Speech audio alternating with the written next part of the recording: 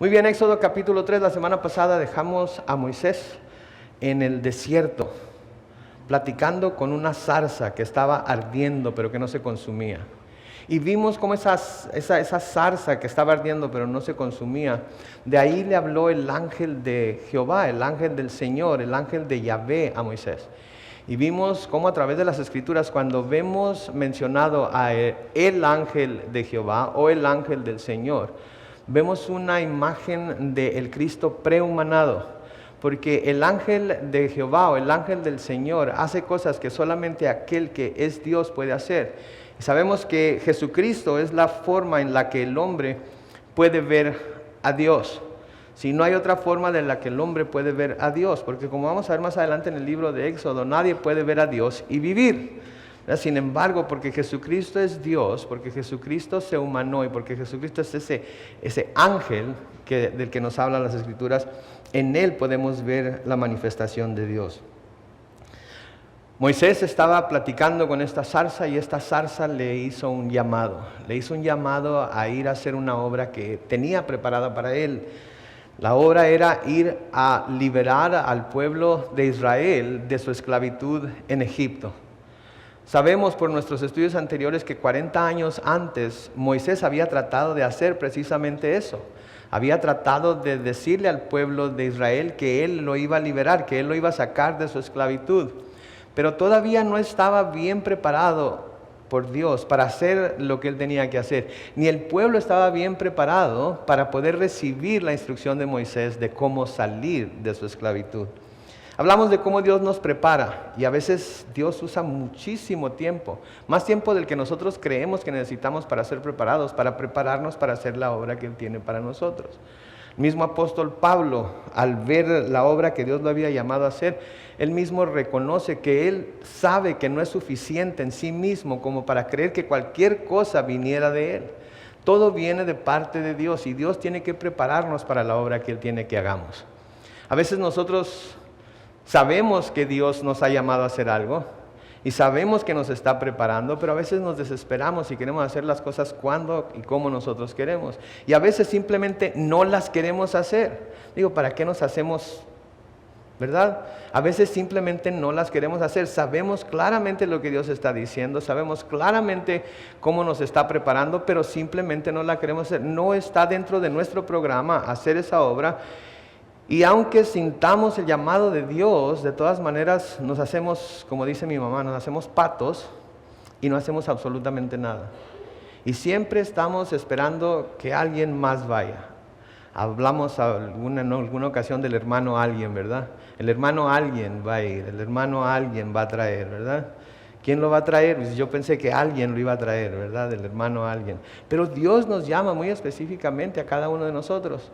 Y cada vez que sentimos ese jalón en el corazón de que nosotros deberíamos de ser los que estamos haciendo lo que se está necesitando que se haga, eso es Dios quien nos está llamando. Pero no queremos hacerlo. Y a veces empezamos a poner una tras otro pretexto para no hacerlo. Vamos a ver que Moisés es lo mismo que nosotros, fue lo mismo que nosotros. Dios lo llamó, Él empezó a poner pretextos, Él empezó a levantar obstáculos por los cuales Él no podía hacer lo que Dios le estaba llamando a hacer. Y cada vez que levantaba un obstáculo, Dios lo derribaba. Hasta que finalmente vamos a ver que Moisés ya no pudo hacer más que hacer lo que Dios le estaba diciendo porque ya no tenía nada, ningún obstáculo, ningún pretexto para no hacerlo. Entonces vemos cómo el Señor le está hablando de esta zarza ardiendo y le dice que va a ir a Egipto, que va a hablar con el pueblo de Israel y que luego va a hablar con Faraón para que Faraón deje salir al pueblo libre. Noten en el versículo 11 de Éxodo 3, en donde Moisés empieza a levantar esos obstáculos, empieza a poner esos peros. Y noten que el versículo 11 en la versión Reina Valera contemporánea, cuando menos, empieza con la palabra pero. Versículo 11 de Éxodo 3 dice: pero Moisés le respondió a Dios: ¿y quién soy yo para ir ante el faraón y sacar de Egipto a los hijos de Israel? Nada más en ese versículo tenemos mucho que aprender acerca de Moisés.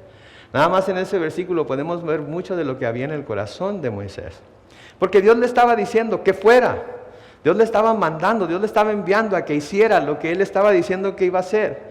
Y lo primero que sale de la boca de Moisés, después de ver esta zarza ardiendo, después de ver este fuego, después de escuchar la voz del ángel del Señor, después de escuchar tan claras instrucciones, es pero, ¿verdad?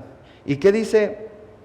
¿Quién soy yo para ir ante el faraón y sacar de Egipto a los hijos de Israel? Noten la pregunta, ¿y quién soy yo?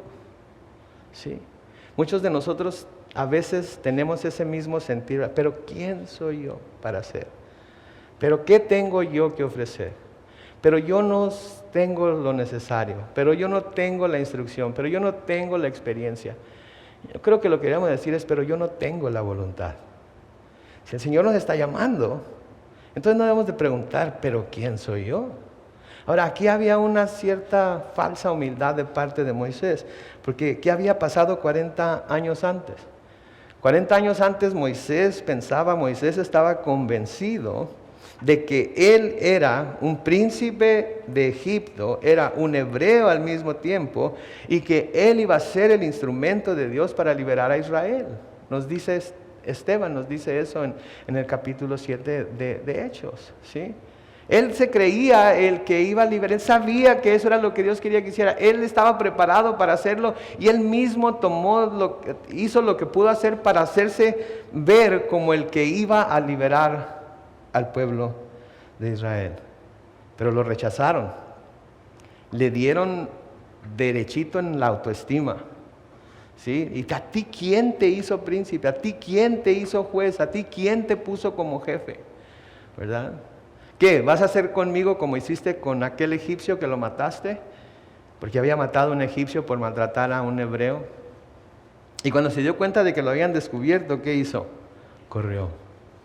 Ahora tiene 40 años en el desierto, tiene 40 años de andar detrás de las ovejas de su suegro, y ahora Moisés ya de repente no está tan seguro de sí mismo como estaba antes, ¿verdad?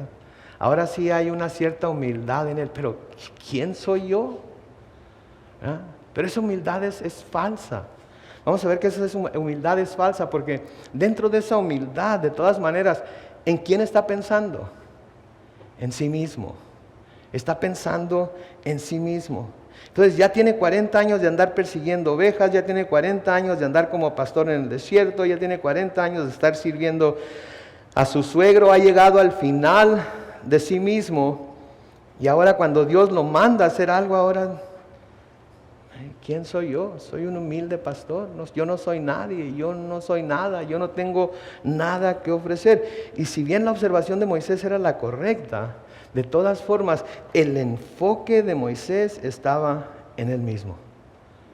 Me imagino yo que Moisés ha de haber sentido, ya me rechazaron una vez en Egipto, ya los hebreos me rechazaron una vez, hasta me dijeron que me iban a entregar a Faraón por el egipcio que había matado, y ya no quiero ser rechazado más.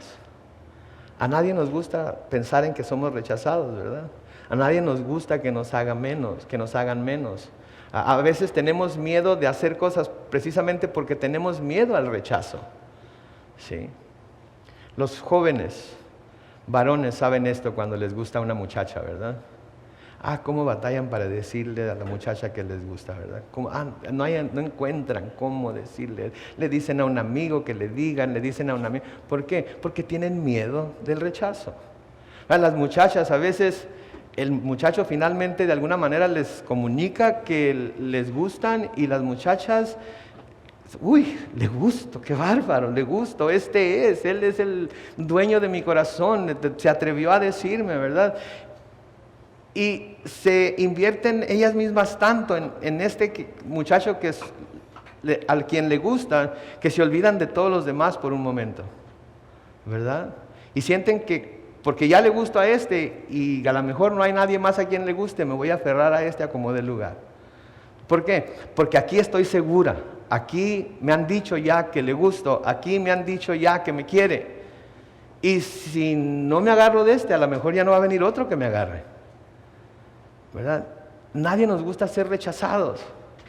Y a veces dejamos lo más por lo menos, a veces no nos ponemos a pensar en que puede haber algo mejor que Dios tiene para nosotros, porque no nos gusta ser rechazados, tememos ser rechazados. Así estaba Moisés, tenía temor ser rechazado. Así es que esto de que ¿quién soy yo?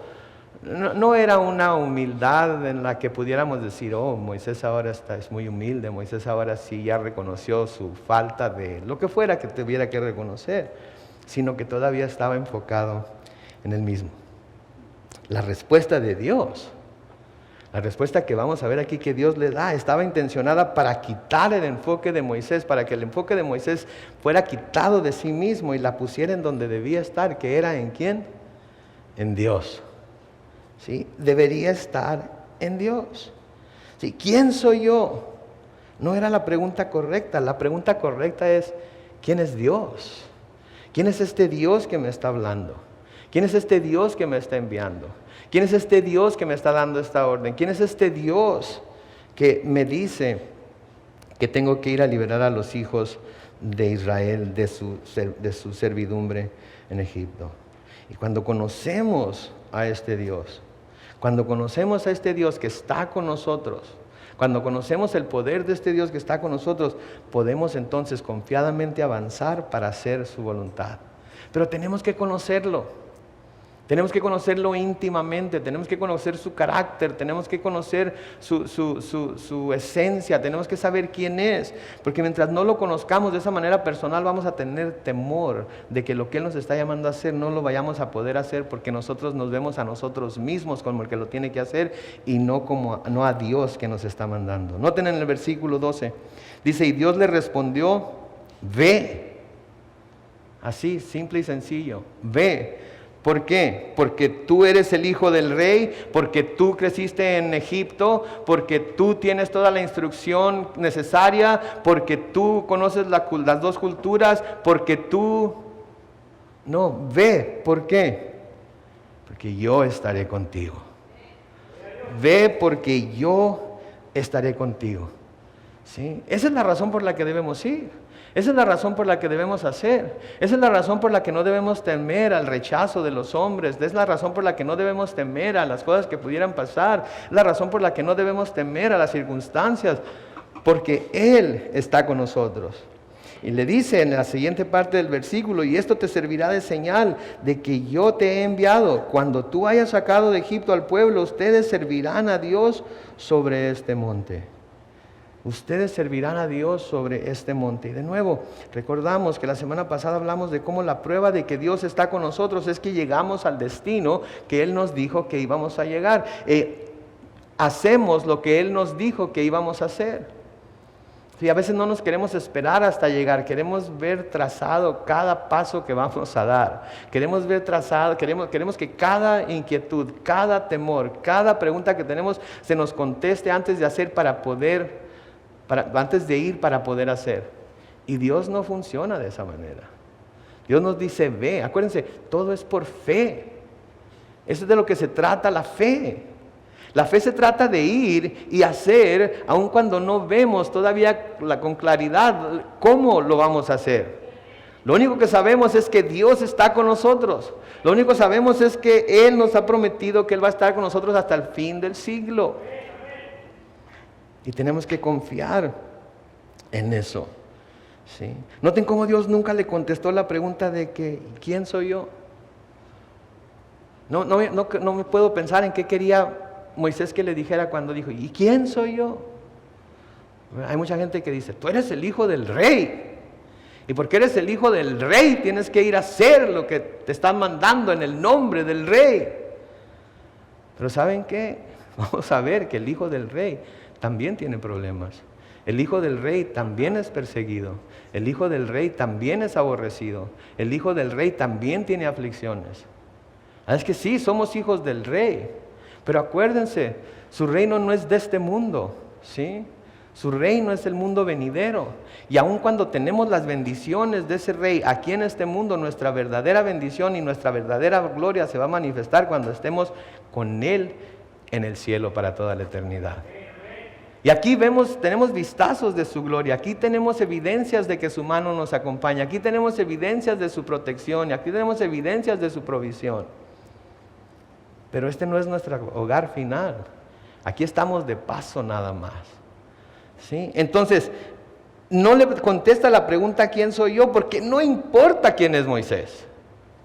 Lo que importa es que Dios lo está enviando. Y lo que importa es que Él le está diciendo que Él estará con él. ¿Saben qué? No importa quiénes seamos nosotros. No importa lo que seamos nosotros. Lo que importa y lo que tenemos que hacer para poder ver la gloria de Dios manifestada en nuestra vida es obedecer lo que Dios nos está diciendo. Y si Dios nos dice ve, nosotros debemos de ir. ¿Saben? Me gusta lo que dice David Guzik en su comentario del libro de Éxodo. Dice, esta era una gran oportunidad para lidiar con el problema de autoestima de Moisés, pero Dios ignoró a las soluciones que nosotros usualmente le damos a este tipo de problemas. Si vivimos en un tiempo en donde la autoestima es muy altamente estimada, ¿verdad? Tienes que amarte a ti mismo, tienes que pensar cosas grandes de ti para que seas cosas grandes. Eso viene, yo creo, de lo más profundo del infierno. De todos los que están, ¿quién no se estima a sí mismo? ¿Quién no se dio de comer hoy? Porque quiere que su yo se muera de hambre. ¿Quién no se da medicina cuando se enferma? ¿Quién no se baña cuando anda todo cochino? ¿Quién no guarda dieta o trata de guardar dieta?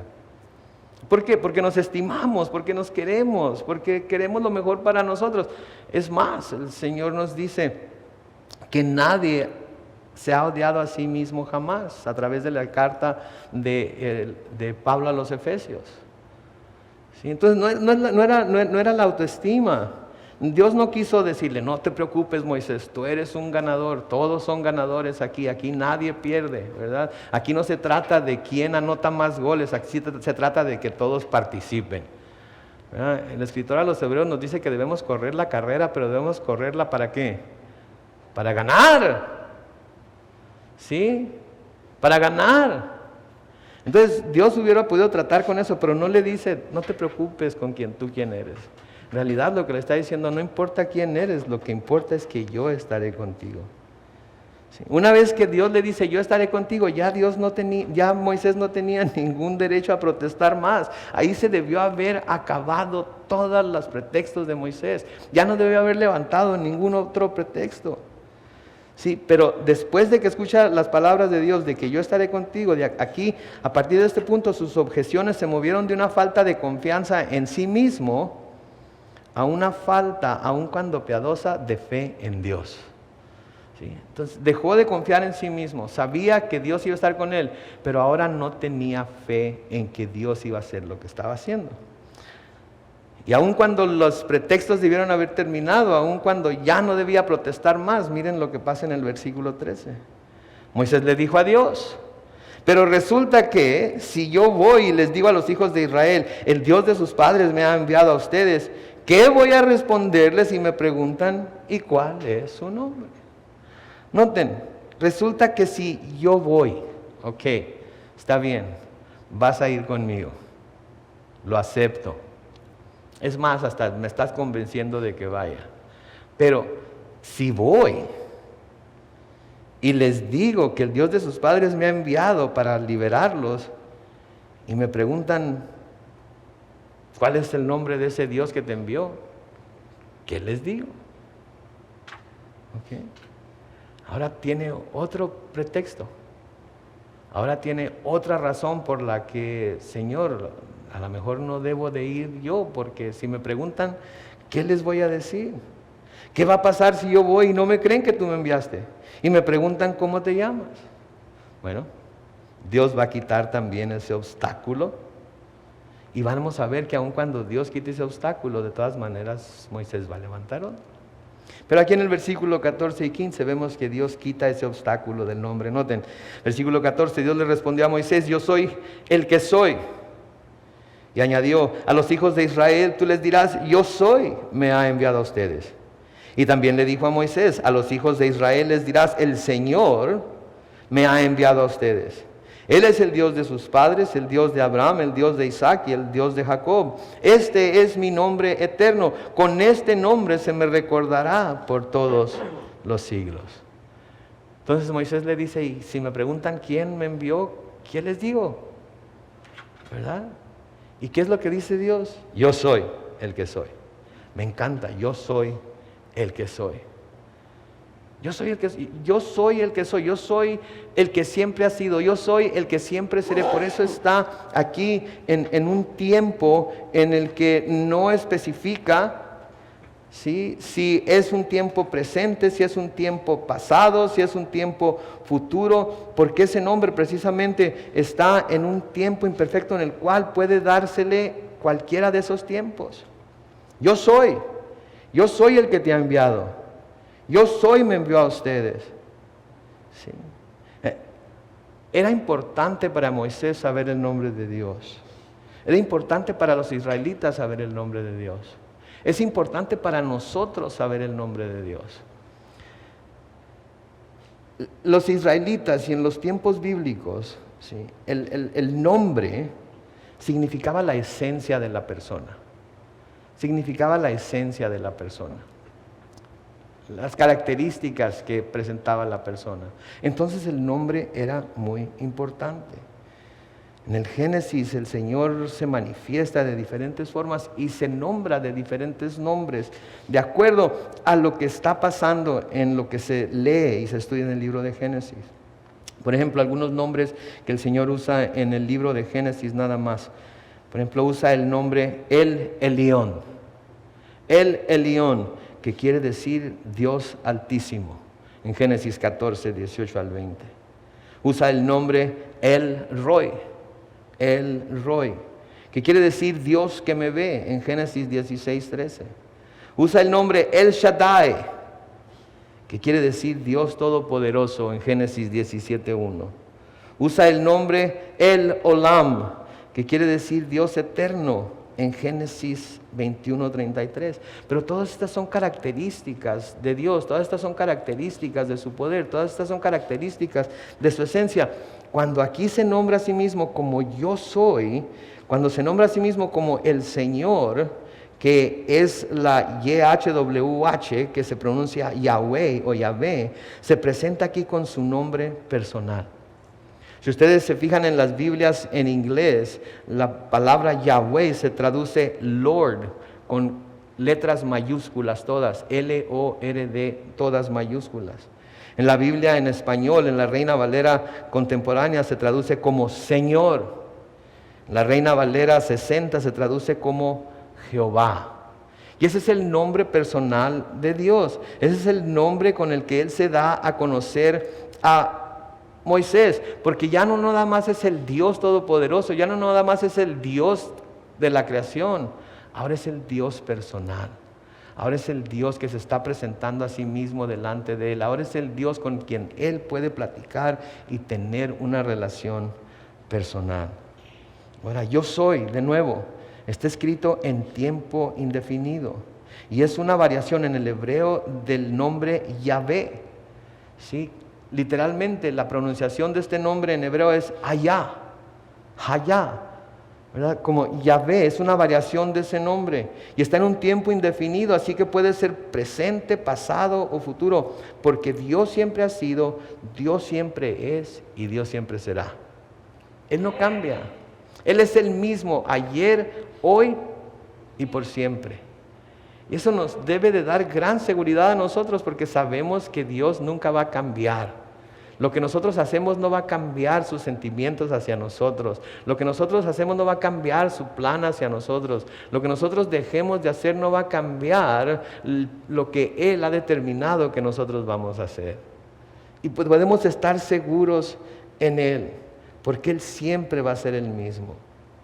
Y no solo eso, sino que Dios siempre será todo lo que nosotros necesitamos. Todo lo que nosotros necesitamos, Él va a hacer.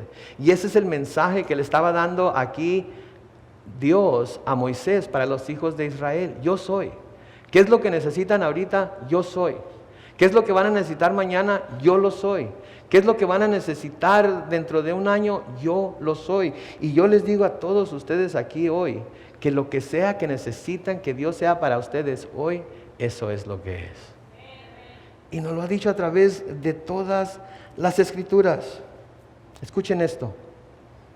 Si necesitamos provisión, necesitamos que se nos provean todas nuestras necesidades, que se nos provea todos nuestros deseos, que se nos provean todas las cosas que necesitamos aquí en esta tierra. Él es Yahvé Jireh. Yahvé Jireh, que quiere decir Dios proveerá. Y ese nombre lo vemos en Génesis 13:14. ¿Sí? Necesitamos sanidad. Estamos enfermos aquí esta noche. Estamos caídos aquí esta noche. Necesitamos sanidad física, emocional, espiritual. Él es Yahvé Rafa. Yahvé Rafa, que quiere decir Dios es el que sana. Y vamos a estudiar más acerca de esto cuando lleguemos a Éxodo 15. Necesitamos paz. Nuestro mundo está turbulento ahorita. Nuestro mundo sentimos que está patas para arriba. Nada nos está saliendo bien. Todo parece que no hay solución para lo que estamos pasando. Necesitamos paz. Él es Yahvé Shalom, el Dios de la paz, nos dice Jueces 6:24. Necesitamos dirección o protección. Necesitamos el cuidado de un pastor. Él es Yahvé Ra. El Señor es nuestro pastor, nos dice el Salmo 23:1, ¿verdad? Necesitamos justicia. Necesitamos que se nos haga justicia, porque estamos sufriendo persecución. Pues necesitamos su justicia porque hemos caído en el pecado. Él es Yahvé Tzidkenu. Yahvé Tzidkenu, que quiere decir el Señor es nuestra justicia, según lo que nos dice Jeremías 23:6. Y luego en el Nuevo Testamento necesitamos sentirnos amados. ¿Y quién nos necesita sentirse amado? ¿No es cierto? Necesitamos sentirnos amados. Juan nos dice en 1 de Juan 8 y 16, 1 de Juan 4, 8 y 16, que Dios es amor. Dios es amor. Todo lo que necesitamos, Dios es para nosotros. Todo lo que necesitamos, Dios tiene para nosotros. Entonces, ¿por qué buscamos tantas cosas en otros lugares y en otras personas que no son Dios? A veces buscamos muchas de estas cosas en otras cosas, en otros lugares, en otras personas. ¿Sí? Lo buscamos en nuestro trabajo, lo buscamos en nuestra carrera, lo buscamos en nuestro cónyuge, lo buscamos en nuestros hijos, lo buscamos en nuestros padres, lo buscamos en tantas cosas, nuestra educación, nuestros títulos. ¿Sí? Cuando todo lo que necesitamos lo tenemos en Dios. Y Él debe ser lo primero siempre en nuestras vidas. Ahora, este nombre, Yo Soy, es también muy importante porque Jesucristo lo usó hablando de sí mismo, dando a entender que Él era Dios. ¿Okay? Él lo usó bastantes veces hablando de sí mismo, dando a entender de que Él era Dios. Y es importante que nosotros lo conozcamos, porque entonces vamos a estar seguros, como Pablo, de en quién hemos creído. Y vamos a estar seguros de que Él puede mantener o puede guardar lo que le hemos encomendado hasta el día de Cristo. Quiero que lean conmigo en el Evangelio según San Juan. Vamos a leer un par de pasajes aquí en donde el Señor usa este nombre, hablando de sí mismo, para que veamos cómo el Señor nos quiere dejar saber que Él es ese Dios que todo lo es para nosotros. En Juan capítulo 8, comenzando con el versículo 21, leemos que dice: una vez más, Jesús les dijo: yo me voy, y ustedes me buscarán, pero en su pecado morirán. A donde yo voy, ustedes no pueden ir. Acuérdense, está hablando con los judíos, está hablando con los fariseos, está hablando con todos aquellos que lo están acosando y acusando. En el versículo 22 sigue diciendo: los judíos decían: ¿acaso se matará a sí mismo? Pues dice: a donde yo voy, ustedes no pueden ir. Él les dijo: ustedes son de aquí abajo. Luego, ¿qué les dice? Yo soy de arriba. Ustedes son de aquí, de abajo. Yo soy de arriba. ¿Quién es el Dios Altísimo? Yahvé, Jehová. Yo soy de arriba. Ustedes son de este mundo. Yo no soy de este mundo. Pero por eso les dije que morirán en sus pecados, porque si ustedes no creen que yo soy, en sus pecados morirán.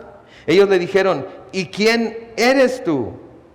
No podían entender todavía. Jesús les respondió lo que desde el principio les he dicho. Mucho es lo que tengo que decir y juzgar de ustedes, pero el que me envió es verdadero y yo le digo al mundo lo que de él sé.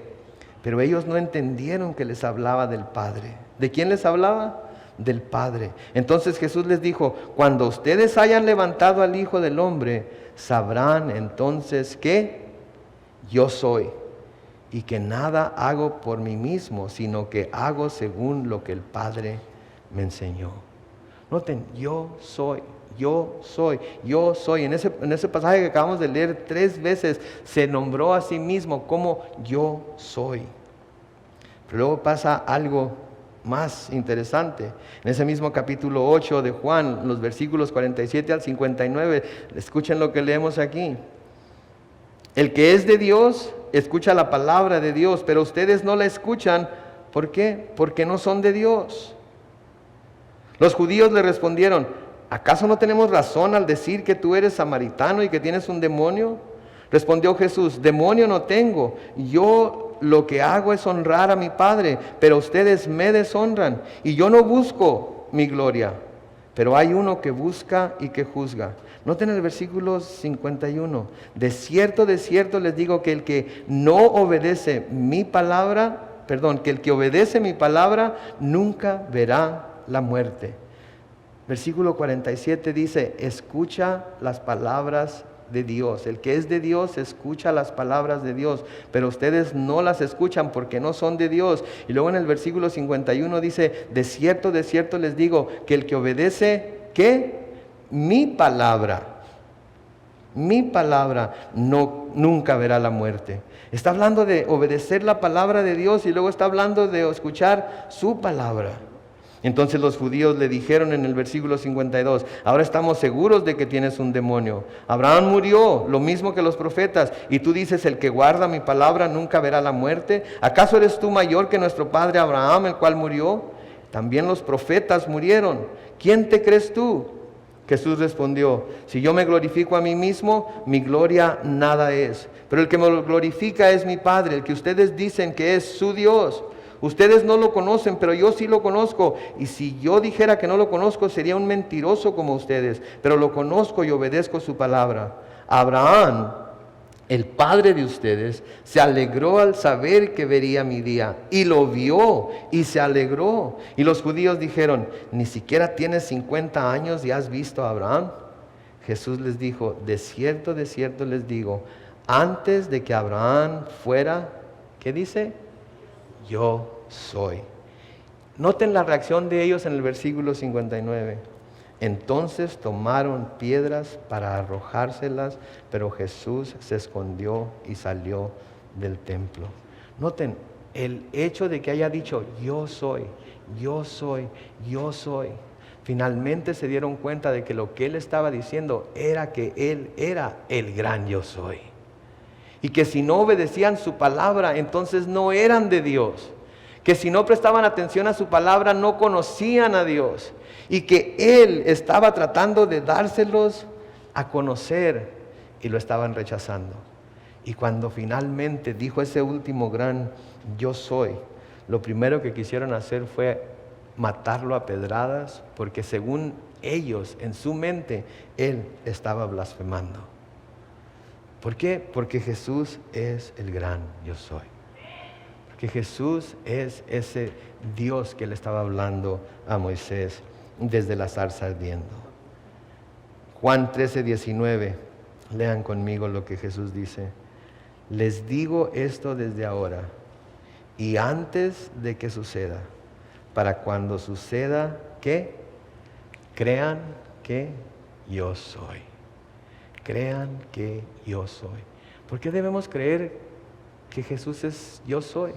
Porque si creemos que Jesús es yo soy, Jesús es poderoso para salvarnos, Jesús es poderoso para sanarnos, Jesús es poderoso para proveer, Jesús es poderoso para pastorearnos, Jesús es poderoso para darnos paz, Jesús es poderoso para darnos vida eterna. Porque Él es el gran yo soy.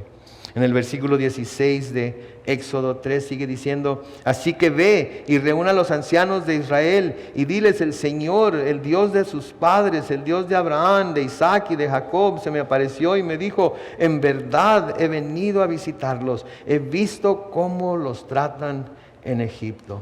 Noten lo que le dice el Señor. Lo primero que le dice es que vaya por los ancianos. Lo primero que le dice es que cuando vaya de nuevo a Egipto, busque a los ancianos y que juntamente con los ancianos se unan para ir a hablar con Faraón, nos va a decir más adelante. Pero ¿por qué con los ancianos? ¿Por qué con los ancianos? ¿Saben por qué? Porque los ancianos del pueblo eran los que estaban encargados de transmitir de generación en generación las instrucciones que Dios les había dado a través de los padres Abraham, Jacob, Isaac y Jacob. Ellos eran los que estaban encargados, ¿sí?, de hacer esa tarea. Los ancianos son los que están encargados de transmitir a las nuevas generaciones las cosas acerca de Dios. Sí, los ancianos se hubieran acordado o deberían de haberse acordado de lo que José les había dicho a sus padres, a los padres de ellos, antes de que muriera, ¿sí? ¿Se acuerdan? En Génesis 50, versículos 24 y 26, dice: un día José les dijo a sus hermanos: ya estoy por morir, pero Dios vendrá a visitarlos y los sacará de esta tierra para llevarlos a la tierra que prometió dar a Abraham, Isaac y Jacob. Y José hizo que los hijos de Israel le juraran al decirles: Dios vendrá a visitarlos. Cuando eso sea, ustedes se llevarán de aquí mis huesos. José murió a la edad de 110 años y fue embalsamado y puesto en un ataúd en Egipto. José les había profetizado que un día Dios iba a venir, los iba a visitar y los iba a sacar de Egipto. Y los ancianos estaban encargados de transmitir de generación en generación esa promesa, para que cuando la promesa llegara, ellos supieran que la promesa se estaba cumpliendo. Y saben que aquí vemos la importancia de que nosotros, los padres de familia, los ancianos de nuestro hogar, por así decirlo, tomemos en serio la tarea de estudiar las Escrituras y enseñarlas a nuestros hijos. No importa qué tan pequeños o qué tan grandes sean. Porque nosotros somos los que estamos encargados de hablarles acerca de las Escrituras, de lo que las Escrituras dicen acerca de lo que va a venir, de lo que las Escrituras dicen acerca de lo que Dios ha prometido, de lo que las Escrituras dicen acerca de la santidad, la fidelidad, el amor y la gracia de Dios. ¿Cuántos creen que el rapto de la iglesia está muy cerca? ¿Cuántos quieren que todos y cada uno de su familia sean raptados juntamente con ellos? ¿Cuántos saben que hay la posibilidad de que algunos se queden? ¿Qué les tenemos que estar diciendo entonces a aquellos que nosotros pensamos que se van a quedar? Nos tenemos que estar preparando, les tenemos que estar hablando de lo que las Escrituras dicen, para que puedan identificar los sucesos y puedan saber qué es lo que sigue. Y puedan prepararse para la gran tribulación que va a venir. No lo vamos a hacer para asustarlos, no lo vamos a hacer para obligarlos a que crean. Lo vamos a hacer para que si se llegan a quedar, que ninguno de nosotros desea que nuestros seres queridos se queden, pero si se llegan a quedar, sepan qué hacer. ¿Sí? Nosotros debemos estar instruyendo a nuestros hijos hasta el día que se vayan de nuestra casa acerca de la palabra de Dios y acerca de lo que Dios quiere que ellos sepan de Él mismo, para que sepan cómo lidiar con las diferentes cosas que van a enfrentar en el mundo. Ahora yo sé que a nosotros no nos queda el nombre de ancianos, ¿verdad? Porque todos estamos todavía jóvenes, ¿verdad? Pero debemos tomar ese papel en serio. Debemos tomar ya sea que seamos padres o abuelos o tíos o lo que sea, debemos tomar ese papel en serio. ¿Sí? Porque un día ellos nos van a decir a nosotros: ¿por qué no nos enseñaste todas estas cosas? Y por eso el Señor le dice: ve a los ancianos. Versículo 17 le sigue diciendo: y me he propuesto sacarlos de la aflicción de Egipto y llevarlos a la tierra de los cananeos, los hititas, los amorreos, los fereceos, los givitas, los jebuseos, que es una tierra que fluye leche y miel. O sea, una tierra en donde van a tener todo lo que necesiten, una tierra en la que ya no van a ser esclavos, va a ser su propia tierra y van a tener que trabajarla, pero van a tener todo lo que necesiten. Versículo 18 dice, ellos oirán tu voz, y entonces tú y los ancianos de Israel irán a hablar con el rey de Egipto y le dirán, el Señor, el Dios de los hebreos, nos ha encontrado. Por eso ahora vamos a ir camino de 3 días por el desierto para ofrecer sacrificios al Señor nuestro Dios. Noten por favor aquí lo que el Señor les está diciendo que le van a decir a Faraón. Ahora, Él está diciendo, tú vas a ir y los ancianos van a ir, y esto es lo que le van a decir, que yo me he encontrado con ustedes y que yo necesito que ustedes salgan de Egipto 3 días de camino y ofrezcan sacrificios al Señor su Dios. Noten, ¿para qué los iba a liberar el Señor? ¿Para qué los iba a sacar de su esclavitud? No los iba a liberar para que fueran y vivieran en el desierto como les diera la gana en la libertad que Dios les estaba dando. No los estaba sacando para que fueran y ahora, ya no somos esclavos, ahora sí a darle vuelo a la hilacha, ¿verdad? Ahora sí vamos a vivir como nosotros queramos. Ahora sí vamos a ser libres para hacer lo que nosotros queramos, cuando nosotros queramos. Y Dios está ahí con nosotros para aprobarlo todo. No. Lo primero que tenían que hacer con esa libertad era ir al desierto para ofrecer sacrificios al Señor su Dios. Era ir y alabar y glorificar y adorar a Dios. Para eso los estaba liberando. ¿Sí? Para eso los estaba librando, para que ya no tuvieran nada que les estorbara para adorar a su Dios libremente. ¿Saben? Y por eso Jesucristo viene y nos libera de nuestro pecado, para que ya no haya nada que estorbe, que haya entre nosotros y Él, que nos prohíba acercarnos a Él con confianza y adorarle como Él merece ser adorado. ¿Sí? Porque el pecado nos impide que nos acerquemos a Dios. Dios no puede tener comunión con el pecado. Dios no puede tener nada que ver con el pecado. Y a nosotros creer en Jesucristo y a su sangre preciosa lavarnos de nuestros pecados, ahora somos purificados y ahora podemos ir con confianza delante del trono de gracia de Dios a adorarlo, a alabarlo y a recibir el oportuno socorro. ¿Sí? Pero es gracias a Dios, es gracias a lo que Él hizo por medio de su Hijo Jesucristo. Para eso nos ha liberado. ¿Sí? A veces tenemos la idea de que ya soy libre, así es que ahora puedo vivir como quiera, ¿verdad? Estoy bajo la gracia, ¿verdad? Ahora ya soy salvo. Ahora ya puedo hacer lo que No, mis hermanos, eso no es para lo que Dios nos liberó. Dios nos liberó para que ahora le podamos servir como Él se lo merece. ¿Sí? Nos liberó para que ahora podamos glorificarlo como Él merece ser glorificado. ¿Sí? Para que la servidumbre bajo la cual estábamos al pecado y la cual estaban ellos en Egipto ya no impidiera y ya no impida que nosotros podamos adorarle como Él merece ser adorado.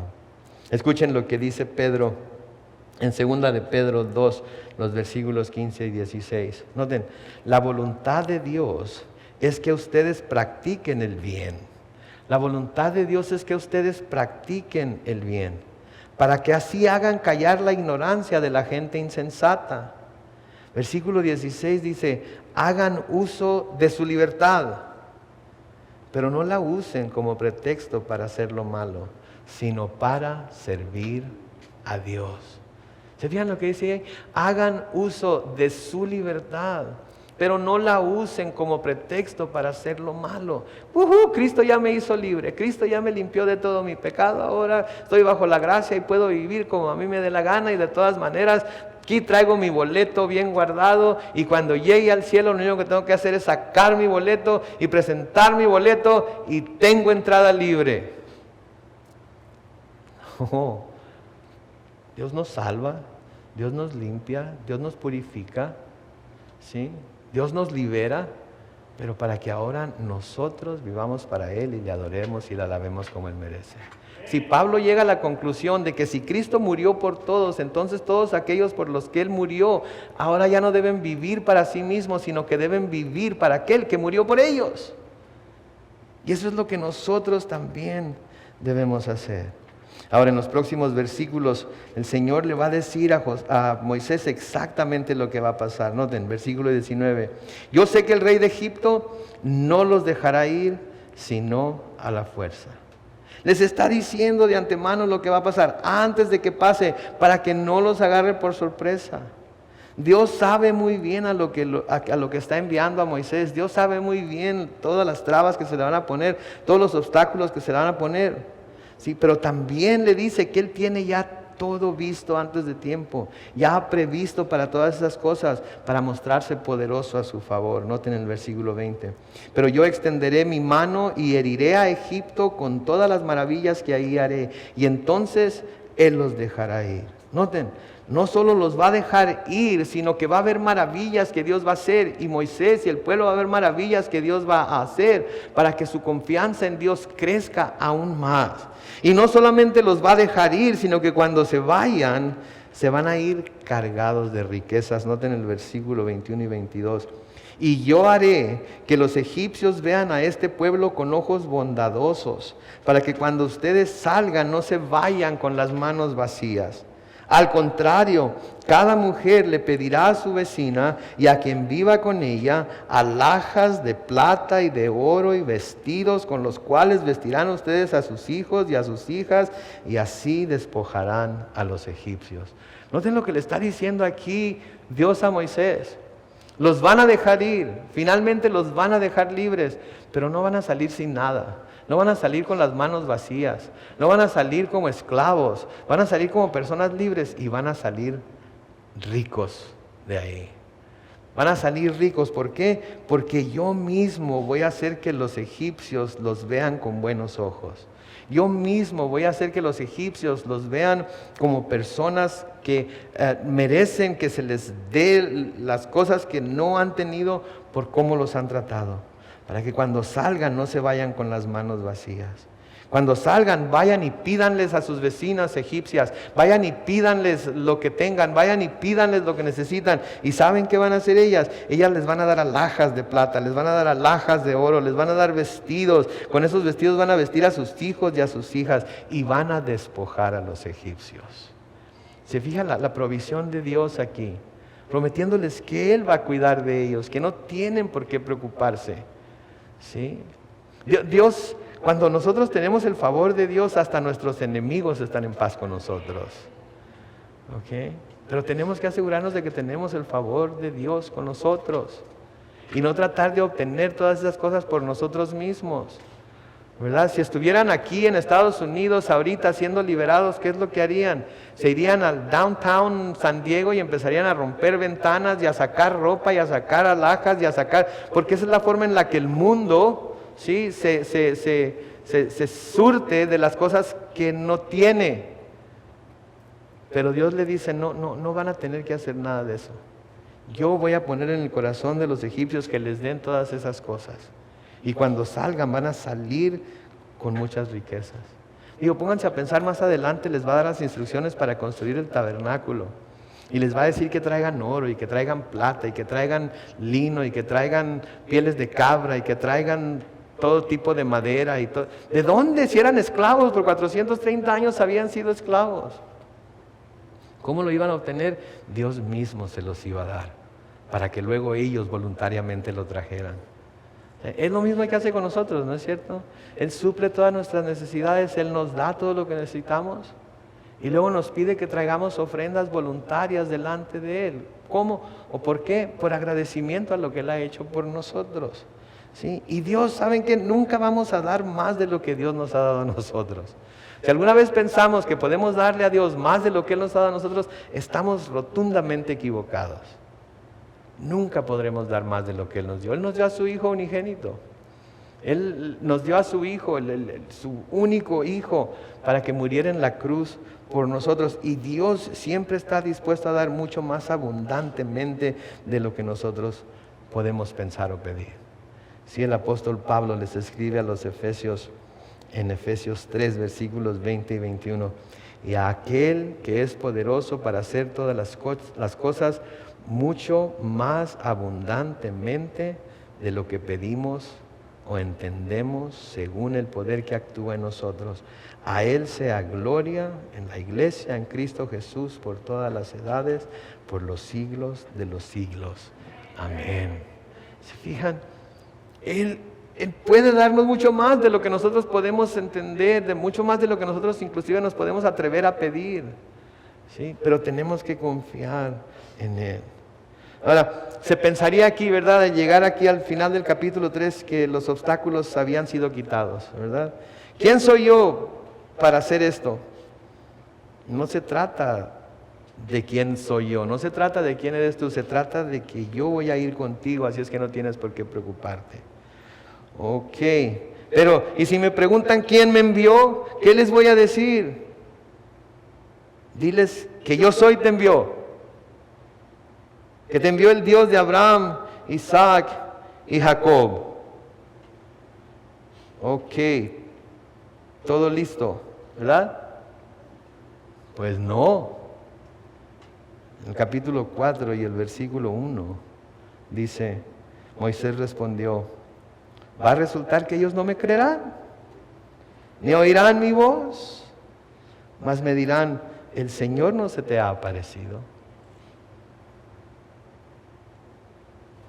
Moisés levanta un obstáculo, Dios lo derriba.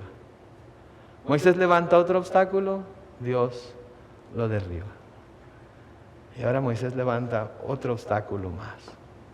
Y la semana que entra vamos a ver cómo Dios lo va a derribar también.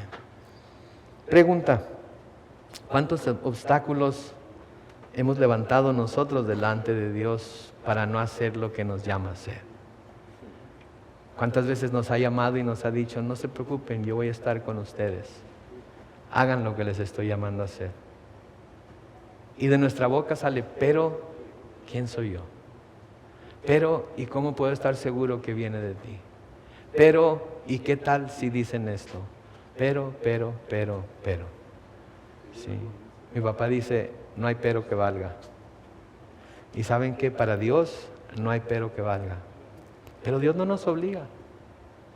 Dios nos ha dado el libre albedrío. Nosotros tenemos que decidir. Moisés finalmente se le acabaron los peros. Y una vez que se le acabaron los peros, pudo ver la gloria de Dios. ¿Cuántos peros nos quedan a nosotros? ¿Y cuántos peros vamos a tener que decir todavía antes de ver la gloria? Esa es la pregunta. Y esa es una pregunta que solamente cada uno de nosotros podemos contestar.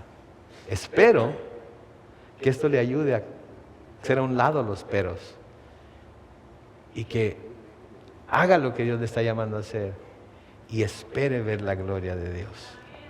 Amén. Oremos.